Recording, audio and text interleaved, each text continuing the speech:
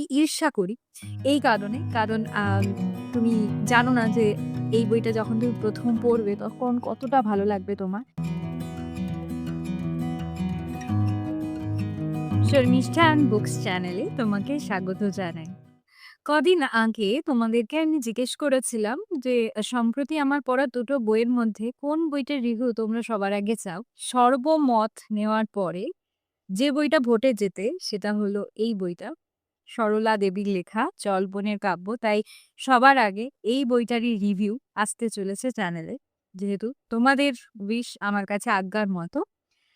এই বইটা নিয়ে আজকে কথা বলব। এই বইটারই একটা রিভিউ দেওয়ার চেষ্টা করব।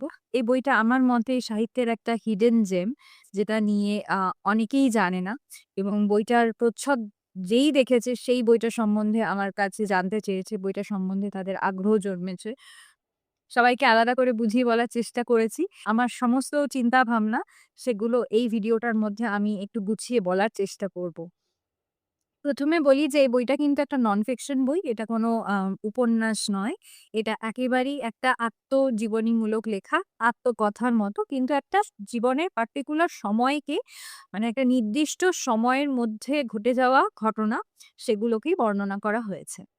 সরলা দেবীর পুত্র অরুণাচল বসু একজন বিখ্যাত কবি ছিলেন এবং তিনি সুকান্ত ভট্টাচার্যেরও পরম মিত্র ছিলেন এবং সরলা দেবীকে সুকান্ত ভট্টাচার্য মায়ের মতোই ভালোবাসতেন এবং তিনিও সুকান্ত ভট্টাচার্যকে সন্তানের মতোই স্নেহ করতেন। তো তারাই সরলা দেবীর এই লেখাটা প্রকাশ করার জন্য খুবই উৎসাহিত ছিলেন। তাদের কারণেই হয়তো এই বইটা পড়ার সৌভাগ্য আমাদের হচ্ছে। ১ম এই বলি এই বইটা আমি কোথা থেকে নিয়েছি। এটা পার্চমেন্ট থেকে প্রকাশিত হয়েছে। বইটার মুদ্রিত মূল্য ৳২২৫। বইয়ের হাট বলে একটা ওয়েবসাইট আছে সেখান থেকেই আমি নিয়েছিলাম। অনেক বছরই হলো এবং সৌভাগ্যবশত পার্চমেন্ট এই বইটার দাম এখনো বাড়ায়নি। এটার দাম কিন্তু ৳২২৫ই আছে। কিন্তু খুব কম ছাপা হয়। খুব কম সংখ্যক মানে প্রত্যেক সংস্করণে প্রকাশিত হয় এই বইটা। তো সেই কারণেই যদি কেউ নিতে চাও তাই চটপট কালেক্ট করো। যদি কেউ পড়তে চাও। আর যারা এটা নিয়ে আগ্রহী তাদের জন্য এবার আমি একটু ডিটেইলস এ বলব বইটা কি নিয়ে।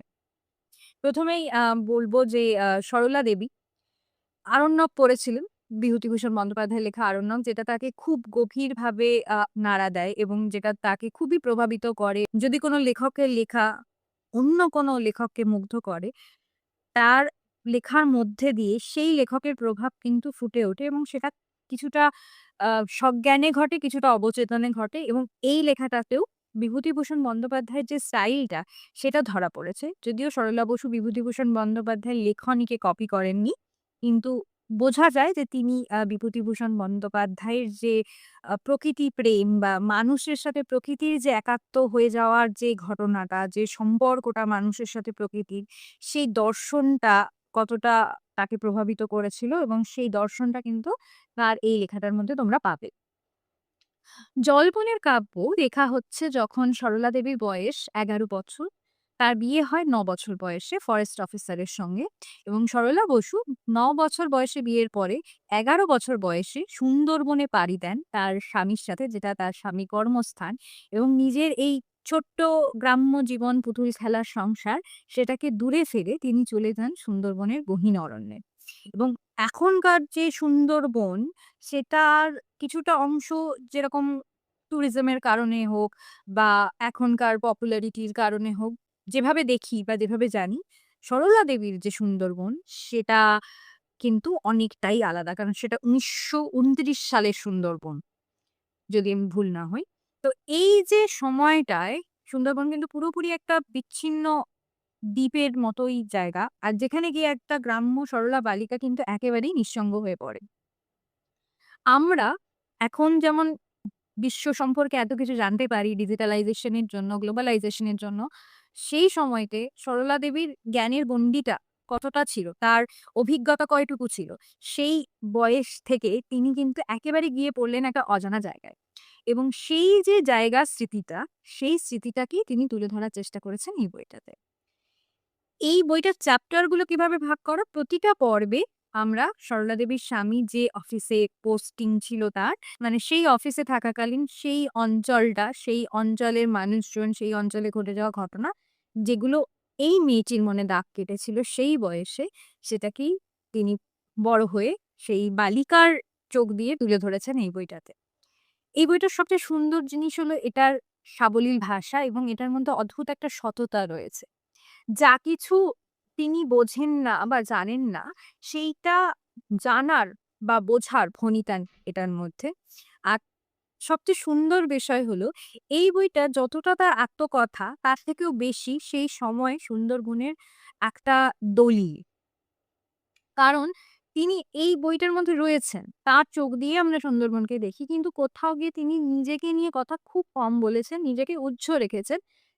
সামনে রেখেছেন সুন্দরবনকে। যেইটা আমার খুব সুন্দর লেগেছে এবং অনেক ক্ষেত্রেই তোমার মনে হতে পারে যে তার সঙ্গে তিনি যে মানুষদের দেখছেন তাদের যে দূরত্বটা তার লেখায় হয়তো প্রকট হয়ে উঠছে। কিন্তু এই যে দূরত্বটা সেটা কিন্তু অজানার দূরত্ব। সেই দূরত্বটা তিনি ঘুচিয়ে দেওয়ার চেষ্টা করেছেন তার ভালোবাসা আর মমতা দিয়ে। যেটা একজন সত্যিকারের পাঠককে সত্যি মানে আকৃষ্ট করবে এবং পাঠক বুঝতে পারবে যে যে জীবনটা তার কাছে এতটাই অচেনা, যে মানুষগুলোর জীবিকা এবং চাল-চলন, বেশভূষা সবকিছুই তার জানার গণ্ডির অনেকটা বাইরে, সেই মানুষগুলোকে চেনার বা বোঝার একটা আগ্রহ এবং তাদের প্রতি একটা সহমর্মিতার যে চোখ দিয়ে তাদেরকে দেখা, এই জিনিসটাই কিন্তু তাকে একজন দরদি লেখিকা করে তুলেছে। এমন একটা বই যেটা আমি অনেকদিন অব্দি মনে রাখবো এই কারণেই। কারণ এই বইটার মধ্যে কিছু জায়গা এমন আছে যেটা মনে হচ্ছিল যে আমি চোখের সামনে দেখতে পাচ্ছি একটা ঘটনা ঘটে চলেছে এবং পথের পাঁচালীর কথাও খুব মনে পড়েছিল আমার এই বইটা পড়তে। যদিও পথের পাঁচালী একদম ডিফারেন্ট একটা পটভূমিতে আ করা। কিন্তু এই বইটার যে ডেসক্রিপটিভ যে স্টাইলটা সবসময় আমি বলছি যে বর্ণনার যে ধরনটা সেটা বিভূতিভূষণ বন্দ্যোপাধ্যায়ের কথা মনে করিয়ে অবশ্যই দেয়। তো সেই কারণেও এমন মনে হচ্ছিল না যে আমি কোনো নন ফিকশন বই পড়ছি। এমন কোনো বই পড়ছি যেটা কাহিনী নয়। কারণ কাহিনী বলার বা গল্প বলার একটা ক্ষমতা ছিল, যেটা ভীষণ সহজাত একটা ক্ষমতা সরলা দেবীর মধ্যে। সেইটা কিন্তু ফুটে উঠেছে এই লেখাটার মধ্যে। এমন কিছু চরিত্রের কথা তিনি বলেছেন যাদের সাথে তার দেখা হয়েছে, সেই চরিত্রগুলোর সঙ্গে তিনি এমন মিলেমিশে গেছেন এবং তাদেরকে যে ছেড়ে আসার দুঃখটা আমাকেও প্রভাবিত করেছে এত বছর পরে যখন আমি পড়ছি যে তাদের জন্য আমার মনটা কেঁদে উঠেছে। তাদের গল্পগুলো পড়ে আমার জানতে ইচ্ছা করেছে যে এরপরে তাদের কি হলো।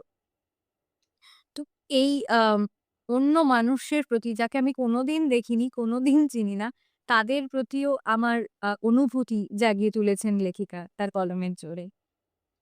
মানুষের দৈন্যের কথা, মানুষের অভাবের কথা, মহামারী, দুর্ভিক্ষ যে সময়গুলো ভীষণ কঠিন সময়, সেই সময়গুলো তার মনের মধ্যে কিভাবে দাগ কেটে গেছিল এবং সেই সময়টাতেও তিনি নিজের থেকে বেশি এইসব মানুষগুলোকে প্রত্যক্ষ করেছেন এবং এইসব মানুষগুলোর জন্য তার মন কেঁদেছে।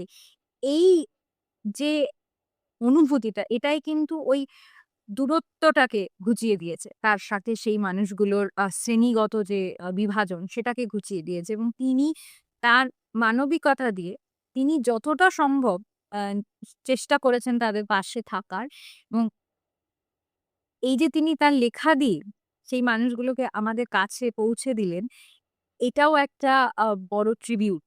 এটাও একটা বড় পাওনা। এটাও কিন্তু একটা প্রকৃত লেখিকাই করে যে মানুষদের ভাষা নেই, যে মানুষদের পৌঁছানোর ক্ষমতা নেই, উপর মহলের যে মানুষদের আরতি পৌঁছায় না, সেইসব মানুষদের কথা যারা লেখেন তারাই তো প্রকৃত লেখক।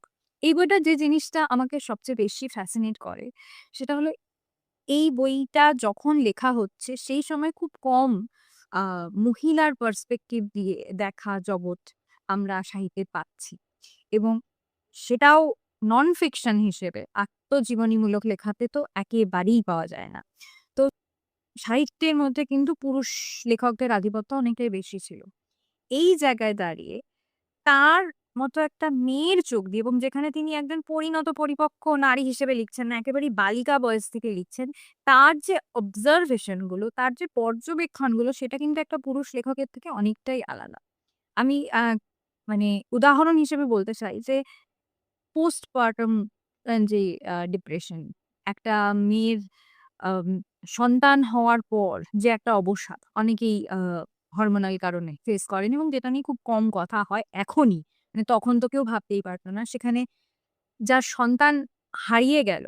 মানে আম যে জীবিত সন্তানের জন্মও দিল না, আবার তাকে এই পোস্টমর্টম এর মধ্যে দিয়ে যেতে হচ্ছে। সেই যে শূন্যতাটা, সেইটা কখনো আমি ওই সময়ে লেখায় পড়বো, এটা ভাবিনি। যেটা আমি এই বইটার মধ্যে পেয়েছি। এছাড়া আরো অনেক ছোট, ছোট জিনিস আছে। মানে একটা মেয়ের ছোটবেলায় বিয়ে হয়ে যাওয়া। এই যে কত লক্ষ, লক্ষ ছোট্ট মেয়ে, বালিকাই যাকে বলে, যারা একদম শিশু। আজকের দিনে তারা স্কুলে যায়, খেলে-ধুলে পড়াশোনা করে।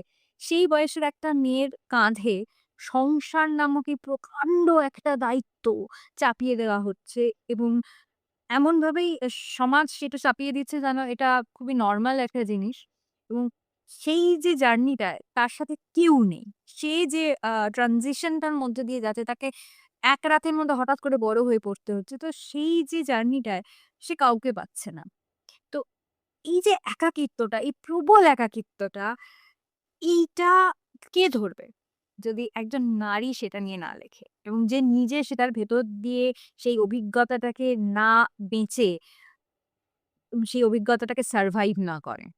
সরলা দেবী নিজের যে অতীতটা, নিজের যে স্মৃতিটা সেটাকে নিংড়ে দিয়েছেন এই বইটার মধ্যে। তাই খুবই ছোট একটা বই কিন্তু এই বইটার গুরুত্ব বা এই বইটার যে বিষয়গুলোকে তুলে ধরেছে সেটা কিন্তু অনেক, অনেক, অনেক বড় বিষয় এবং সেটাকে কমপ্লিকেটেড না করে, সেটাকে খুব তাত্ত্বিক কথা দিয়ে না ভরে শুধু অনুভূতি দিয়ে তিনি লিখে গেছেন এবং যেটা একজন প্রকৃত লেখক করে থাকেন। মানে এমনভাবে তিনি লিখেছেন যে তিনি যেন নিজের মনের কথা ব্যক্ত করেছেন কিন্তু আমাকে পাঠক হিসেবে সেই ঘটনাগুলো ভাবিয়েছে এবং তার পেছনে অন্তর্নিহিত যে সামাজিক কাঠামো সেটাকে প্রশ্ন করতে আমাকে বাধ্য করেছে।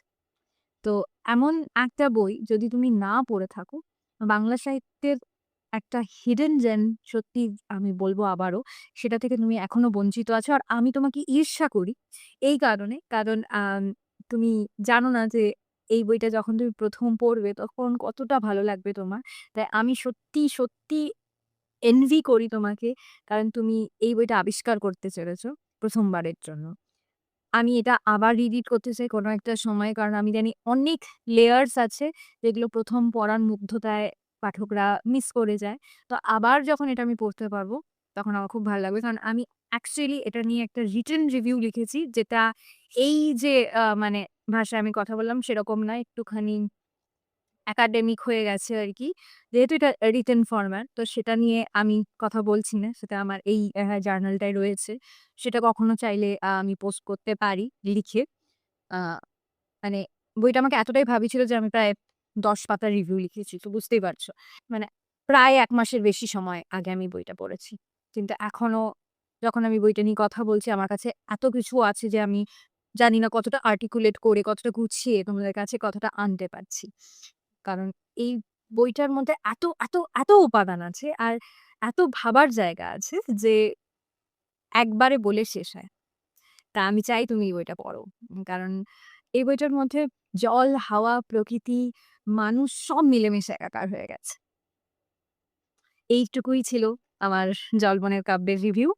আশা করি তোমাদের ভালো লেগেছে। যদি ভালো লাগে অবশ্যই কমেন্ট বক্সে আমাকে জানিও। আর এই ধরনের যদি তুমি রিভিউ পছন্দ করো, এ ধরনের বই নিয়ে তোমার আগ্রহ থাকে, তাহলে প্লিজ আমার চ্যানেলটা সাবস্ক্রাইব করো। আর ভিডিওটা লাইক করো, বন্ধুদের সাথে শেয়ার করো, যার এই বইটা পড়ে ভালো লাগতে পারে। আবার দেখা হবে। ভালো থেকো।